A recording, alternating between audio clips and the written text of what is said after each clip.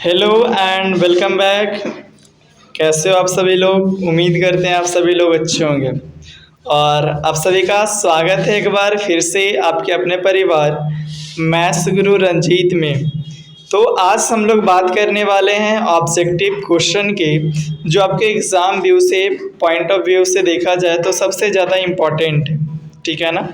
और जो आप एग्ज़ाम की अभी तैयारी कर रहे हैं, उसी एग्ज़ाम की तैयारी को और बेहतर बनाने के लिए और उसी एग्ज़ाम की तैयारी को और उसमें चाँद चाँद लगाने के लिए मैं आपके लिए पर डे 7 बजे यूट्यूब पे लाइव इसी टाइम में हिंदी का या इंग्लिश का हम प्रैक्टिस करेंगे।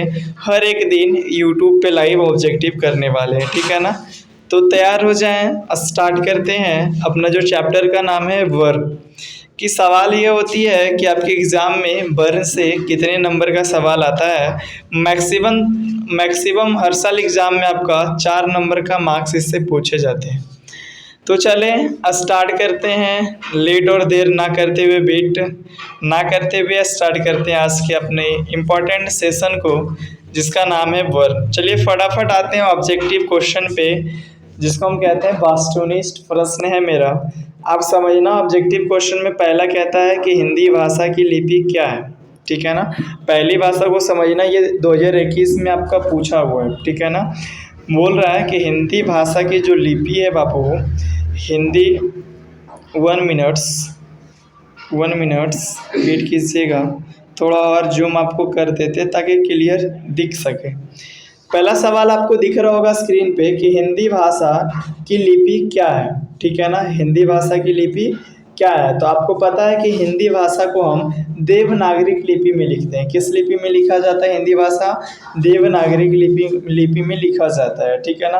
अगर यही रहता इंग्लिश को हम रोमन में लिखते हैं, ये तो आपको जस्ट पता है। फिर दूसरे नंबर सवाल कह रहा है कि संस्कृत, मराठी और नेपाली भाषाओं की लिपि क्या है। तो ये सब भाषा की जो लिपि है ना बापू, वो भी हमारा क्या है? देवनागरिक लिपि ही है। संस्कृत बोले, मराठी बोले या नेपाली बोले, ये पूछेगा नेपाली भाषाओं की लिपि क्या है तो आपको बताना है देवनागरिक लिपि है। ठीक है ना? अब पूछता है तीसरे नंबर सवाल पे कि देवनागरिक लिपि का विकास किस लिपि से हुआ है। तो आपको हमेशा बताना है कि देवनागरिक लिपि का जो विकास हुआ है वो रोमन से हुआ है। किससे हुआ है बाबू रे? रोमन से हुआ। ऑप्शन नंबर ए हो जाएगा। ठीक है ना? सबसे ज़्यादा इम्पोर्टेंट सवाल है ये, 1 नंबर का सवाल सबसे ज़्यादा इम्पोर्टेंट है।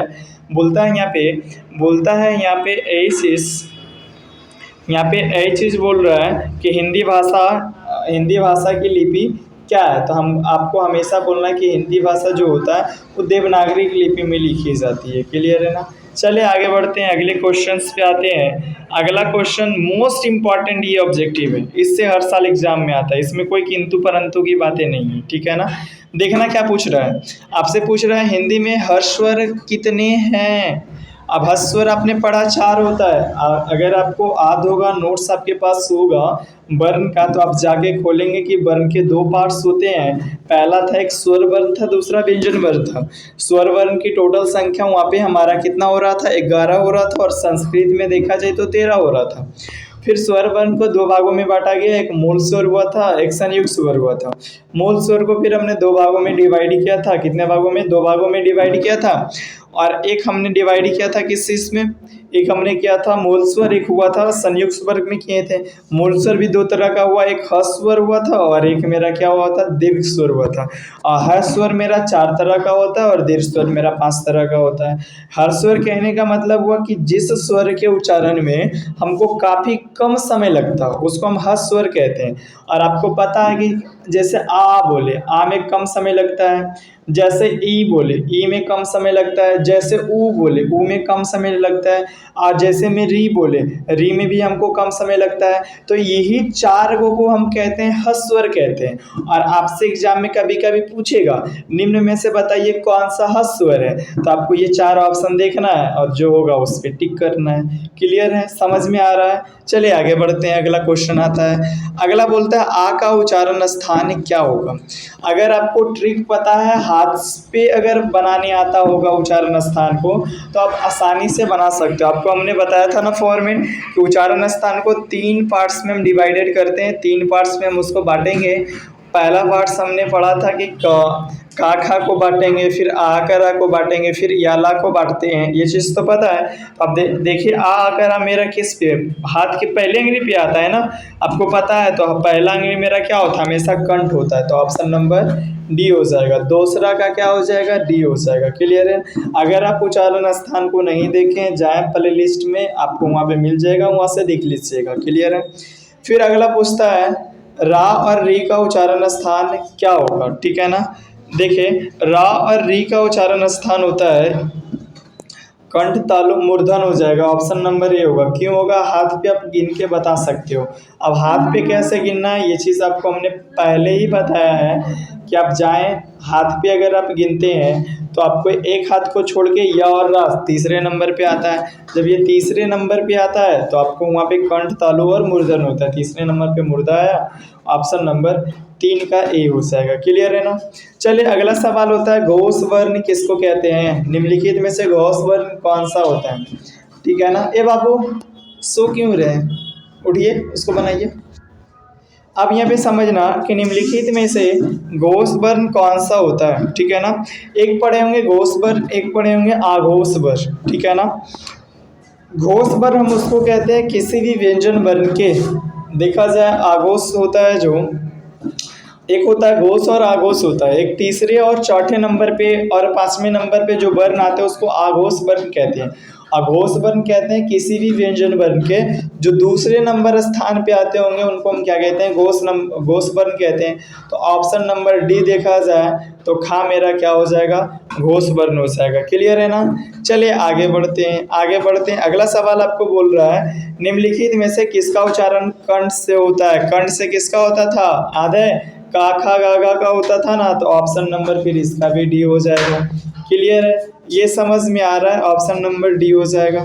चलिए नेक्स्ट क्वेश्चन देख रहा है आपको, हिंदी में अंतःस्थ व्यंजन वर्ण की संख्या कितनी है, 4 है, आपको पता है। उष्म व्यंजन वर्ण की भी संख्या पूछे 4 है, स्पर्श व्यंजन वर्ण की संख्या पूछेगा तो कितना हो जाएगा, टोटल मेरा 25 होता है। का से लेकर माँ तक के वर्ण को स्पर्श व्यंजन वर्ण कहते हैं, और यार हुआ को हम क्या कहते हैं, अंतःस्थ व्यंजन वर्ण, उष्म व्यंजन वर्ण कहते हैं।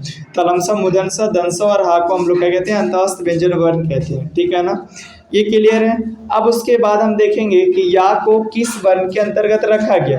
अभी जस्ट आपको हमने बताया था कि या जो है मेरा अंतःस्थ व्यंजन वर्ण के क्या हुआ है, अंतर्गत इसको रखा गया। चलिए आगे हम बढ़ते हैं। बोल रहा है अगला सवाल है कि निम्नलिखित में से आघोष वर्ण कौन सा है। घोष वर्ण और आघोष वर्ण, हमने बोला किसी भी व्यंजन वर्ण के तीसरे चौथे और पांचवें स्थान पे जो वर्ण है उसको हम बोलते हैं, क्या बोलते हैं, आघोष वर्ण के नाम से हम लोग जानते हैं। ठीक है ना। तो 8 का ऑप्शन नंबर मेरा क्या हो जाएगा, 8 का मेरा ऑप्शन नंबर बी हो जाएगा इसका करेक्ट आंसर। ये क्लियर है ना। चलना उसके बाद आगे हम लोग देखते हैं। 9 नंबर का सवाल है ई का उच्चारण स्थान क्या होता है।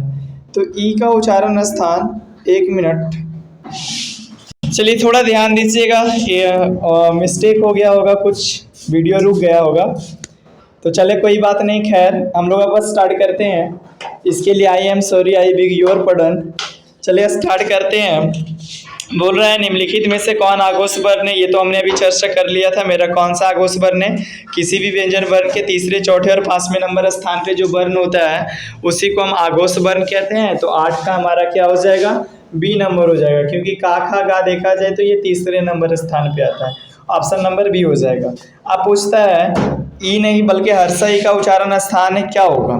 तो आपको पता है कि इसका उच्चारण स्थान तालु से होता है। हाथ पे आप गिन के जवाब दे सकते हैं, आप हाथ पे अपना काउंटिंग कर लीजिए, इसका आंसर आप लोग खुद पता चल जाएगा। ऑप्शन नंबर बी हो जाएगा। चलिए अब और आगे बढ़ते हैं। ला का ये उच्चारण स्थान क्या होगा, देखिए या र ल, कंठ तालु मूर्धन दंत हो जाएगा। ऑप्शन नंबर ए हो जाएगा। कैसे कर रहे हैं आप लोग को फॉर्मेट पता है, हाथ पे गिन के। अब दा का उच्चारण स्थान क्या होगा, तो आपको पता है कि ये ता था दा आता है, तवर्ग में है ना, तो कवर शवर टवर तवर्ग, तवर्ग आता है चौथे नंबर स्थान पे। कंठ तालु मूर्धन दंत हो जाएगा, ऑप्शन नंबर सी हो जाएगा। चलिए आगे बढ़ते हैं। व्यंजन वर्ण कितने तरह का होता है, 3 प्रकार का होता है, ये आपको पता है। स्पर्श व्यंजन वर्ण, उष्म व्यंजन वर्ण, अंतःस्थ व्यंजन वर्ण होता है। चलिए आगे बढ़ते हैं। गा का उच्चारण स्थान क्या होता है, कंठ होता है, आपको पता है। चलिए ता का उच्चारण स्थान क्या होता है, तो अभी हमने पढ़ा कि ये कवर चवर टवर तवर चौथे नंबर स्थान पे ना, कंठ तालु मूर्धन दंत हो जाएगा। ऑप्शन नंबर बी हो जाएगा। चले आगे और अगर हम बढ़ते हैं थोड़ा सा, तो अब पूछता है भा का उच्चारण स्थानीय क्या होगा। तो ये तो हमारा ओष्ठ हो जाएगा, पापा में आ रहा है। ना का उच्चारण स्थानीय क्या हो जाएगा, तो ताथा दादा ना आता है, तो ये तवर्ग में आ रहा है ना, तो कंठ तालु मुदा दंत, दंत हो जाएगा। ऑप्शन नंबर डी हो जाएगा। ये क्लियर है ना। तो चलिए उम्मीद करते हैं कि आपको आज की ये ऑब्जेक्टिव सारा समझ में आया होगा, और फिर हम मिलेंगे कल इसी तरह से शब्द की ऑब्जेक्टिव लेके। आपके साथ हम नया ऑब्जेक्टिव कल मिलेंगे शब्द को लेकर। क्लियर है ना। तो कल हम लोग देखने वाले हैं शब्द के ऑब्जेक्टिव को। तो आप लोग कल फिर जुड़ना है लाइव 7 बजे ही, पर डे आपको लाइव जुड़ना है 7 बजे। क्लियर है ना। तो उम्मीद करते हैं आज की सेशन आपको समझ में आया होगा, और आज की क्लास को हम यहीं तक द एंड करते हैं, क्या करेंगे, समाप्त करते हैं। चलिए, I have a great nice day, thank you for watching.